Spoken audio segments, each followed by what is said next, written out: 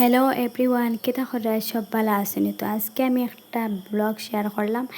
আজকে সকালে ঘুম থেকে উঠিয়া ফ্রেশ হয়ে তারপরে আমরা এক জায়গায় যাওয়া আসলে একটা বিয়ার লাগে ইনভাইট করছিলাম একটা যেবার লাগে। তারপরে সব রেডি হইয়া বিয়াত গেলাম গিয়া। আর দিত গরম পড়ছে, গরমে গাড়িত বোঝা গেছে বয়ে লই যে আর সারা ওলা গরম। তারপরে এখানে গিয়ে টানটা খাইলাম।